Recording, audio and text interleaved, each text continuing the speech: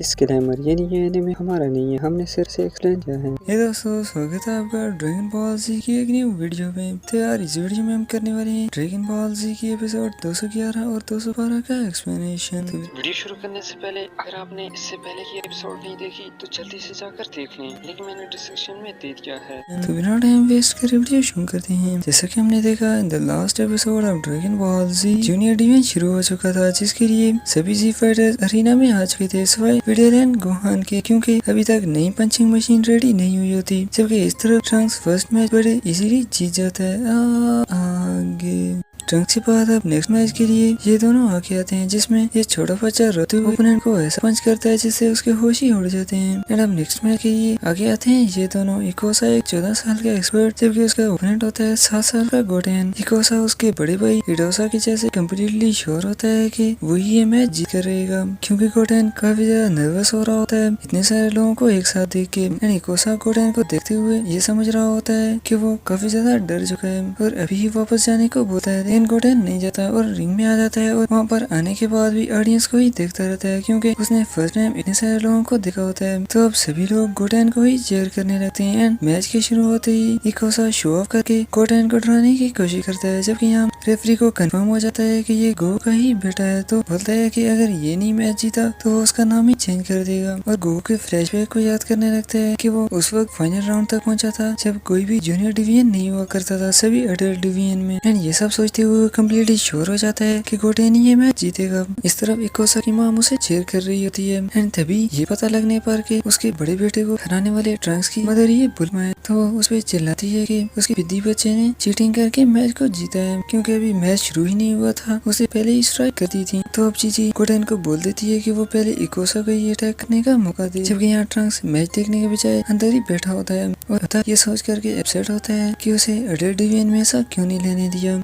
तभी ये दो बच्चे आकर उसे बताते हैं कि उसका दोस्त रिंग में उसके दुगने साइज वाले लड़के के साथ फाइट कर रहा है, उसे जाकर अपने दोस्त को चीयर करना चाहिए। लेकिन ट्रंक्स बोल देता है कि इकोसा गोटेन का बॉल भी बंका नहीं कर सकता, जबकि वो लड़के हंसते हुए बाहर चले जाते हैं कि उसे तो कुछ ज्यादा ही कॉन्फिडेंट है उसके छोटे से दोस्त पर। एंड इस तरह रिंग में इकोसा शो ऑफ करते करते ही थक गया होता है। तभी गोटेन उसका हाल पूछने लगता है कि वो कहीं बीमार तो नहीं, लेकिन इकोसा गुस्सा हो जाता है और पंच करने की कोशिश करता है, लेकिन गोटेन इजीली उसके पंच को डॉज करते हुए बोलता है कि इसमें तो बिल्कुल भी मजा नहीं आ रहा। एंड कुछ समय तक इस तरह ही उसके पंचेस को डॉज करने के बाद एक ही पंच से उसे बेहोश कर देता है। ऑडियंस तो ये सब देख के खुश होती ही है, लेकिन इस तरफ हमारा गोकू भी उनसे ज्यादा खुश हो रहा होता है, जैसे कि उसे पता ही नहीं था कि गोटेन ही जीतेगा। एंड यही बात ग्रीन भी सोच रहा होता है। और इस तरह बुल्मा चिढ़ा रही होती है इकोसा की माम को कि इस बार तो गोटेन ने उसे मौका भी दिया था। तो इकोसा की माम शायद देर तक ये सब बर्दाश्त नहीं कर पाती और फ्रस्ट्रेट होते हुए बुल्मा को पंच करने की कोशिश करती है, लेकिन उससे पहले ही चीजी एक ही स्ट्राइक से उसे भी बेहोश कर देती है और बताती है कि उसे क्या लगता है कि गोटेन को लड़ना किसने सिखाया होगा। एंड अब वही लड़का ट्रंक्स को गुड न्यूज देता है कि गोटेन ने एक ही पंच से उसे बेहोश कर दिया, लेकिन ट्रंक्स वेजिटा के जैसे उसी मूड में ही बैठा रहता है। वो लड़का भी सोचने लगता है कि इसे तो खुश होना चाहिए था। एंड यही चीज यहाँ भी अप्लाई होती है, जहाँ फिडेल बड़े जोश के साथ गोहान को भी गुड न्यूज देती है कि गोटेन फर्स्ट राउंड इजीली जीत चुका है। एंड गोहान नॉर्मल रहते हुए बोलता है ओ ये तो अच्छी बात है। फिडेल एक बार फिर से चौंक जाती है कि ये तो इस तरह का रिएक्शन दे रहा है जैसे कि इसे पहले ही पता हो कि गोटेन ही जीतेगा। तो बाकी के सारे मैचेस स्किप किए जाते हैं, क्योंकि दोनों तरफ से गोटेन और ट्रंक्स सभी मैचेस को विन करते हुए आगे बढ़ रहे होते हैं फाइनल मैच की तरफ, जबकि ये दोनों बच्चे सेमीफाइनल में पहुंच जाते हैं। लेकिन गोटेन और ट्रंक्स उनकी सारी मेहनत पर पानी फेर देते हैं।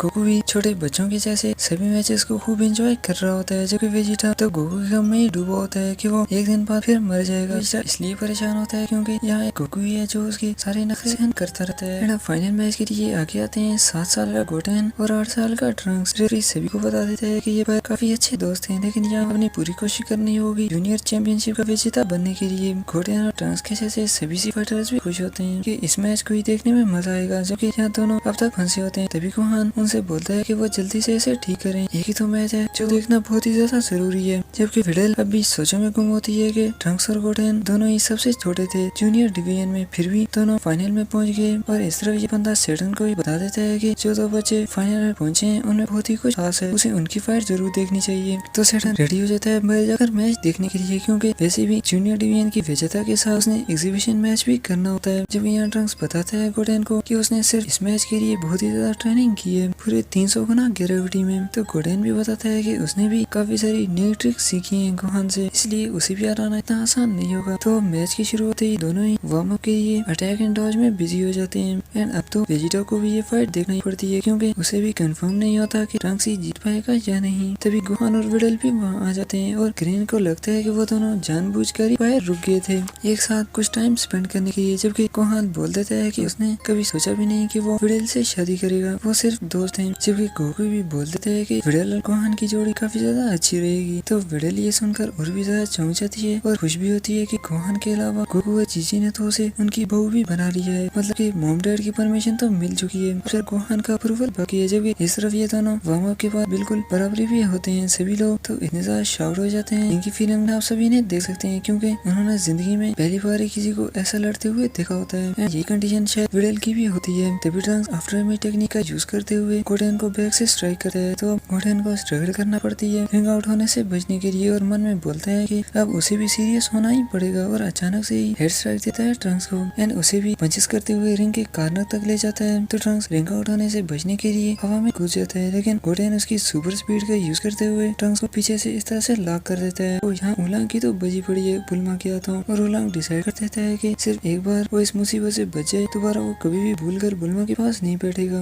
और इस तरह ट्रंक्स कुछ देर की स्ट्रगल के बाद खुद को आजाद कर पाता है, क्योंकि 300 गुना ग्रेविटी में ट्रेन होने से भले ही ट्रंक्स की स्पीड थोड़ा स्लो होती है गोटेन से, लेकिन दूसरी तरफ ताकत के मामले में उसका, तो आप ये कह सकते हैं कि इस वक्त पावर में ट्रंक्स का पलड़ा पड़ी है, जबकि स्पीड में गोटेन का। एंड अब गोटेन एल्बो स्ट्राइक और किक खाने के बाद भी खुद को संभाल पाता है, और वो दोनों फिर से एक दूसरे को बराबर टक्कर दे पाते हैं। एंड अब कुछ और समय तक फाइट जारी रखते हुए स्ट्राइक करने की कोशिश करते रहते हैं, लेकिन दोनों एक भी हिट नहीं कर पाते। तो वो दोनों थोड़ी देर की ब्रेक ले लेते हैं आगे की फाइट के लिए स्ट्रेटेजी बनाते हुए, जैसे कि वो हिट कर पाए एक दूसरे को। सभी लोगों को तो जैसे सैमसंग की हो, इतना ही नहीं यहाँ सेडन की तो हालत देखने लायक होती है, क्योंकि उसे ये समझने में बिल्कुल भी देर नहीं लगती कि ये दोनों उससे कई ज्यादा ताकतवर हैं। और ऐसा ही कुछ विडल भी फील कर रही होती है और बोलती है मुझे तो यकीन नहीं हो रहा, ये दोनों तो बड़े बड़े फाइटर से भी ज्यादा ताकतवर हैं। गोकू भी ये देखते हुए बोलता है कि अगर उन्होंने ट्रेनिंग में ध्यान नहीं दिया तो ये बच्चे तो उनसे भी आगे निकल जाएंगे। इस तरह रेफरी काफी ज्यादा हैप्पी होता है ये सब देखते हुए कि अब तो उन्हें टूर्नामेंट के स्टेडियम को और भी बड़ा करना होगा, क्योंकि ऐसा मुकाबला देखने के लिए तो ऑडियंस नेक्स्ट टाइम इससे दुगनी होगी। तभी ट्रंक्स बोलता है गोटेन से कि उसने सोचा भी नहीं था कि गोटेन ने भी अपने आप को इतना ज्यादा इम्प्रूव कर लिया होगा, और लड़ाई को एक स्टेप आगे ले जाते हुए फन फ्लाई के जैसे की अटैक प्रिपेयर करने लगता है, जिसे देख के गोहान ऐसा करने से ट्रंक्स को मना करता है, लेकिन गोकू बता देता है कि जब तक वो यहाँ मौजूद है ऑडियंस को कुछ भी नहीं होगा, वो सब कुछ संभाल लेगा, बस उन्हें फुटबॉल का यूज करने दो। तभी ट्रंक्स अटैक को लॉन्च कर देता है, तो गोटेन उसे इजीली डॉज कर पाता है, लेकिन अब ये अटैक लोगों को लगने वाला होता है कि तभी यामचा के जैसे ट्रंक्स उसे कंट्रोल करते हुए आसमान की ओर भेज देता है। जबकि लोगों को लगता है कि शायद ट्रंक्स ने किसी किस्म के रॉकेट्स छोड़े होंगे,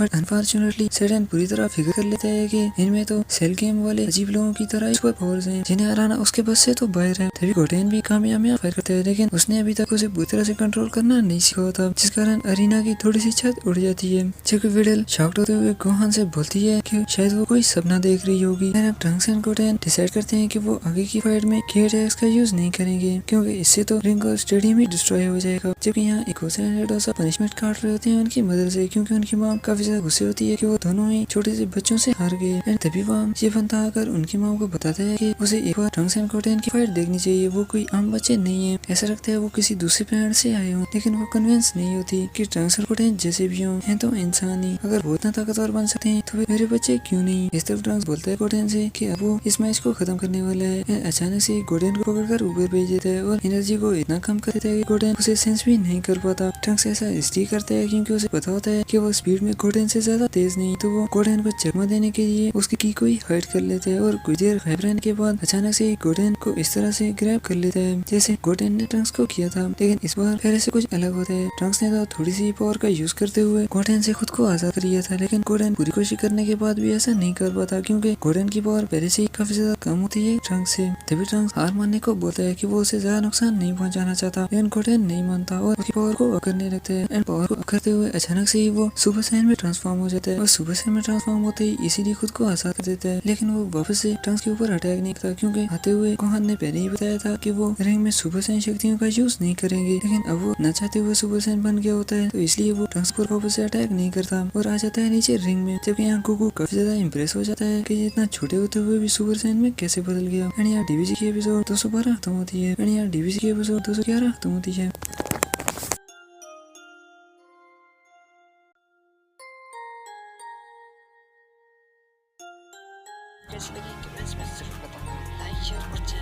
सब्सक्राइब करना भी मत भूलिएगा, क्योंकि इससे जब भी मैं न्यू वीडियो डालूंगा आपको नोटिफिकेशन मिल जाएगा। मिलते हैं नेक्स्ट वीडियो में, तब तक के लिए टेक केयर।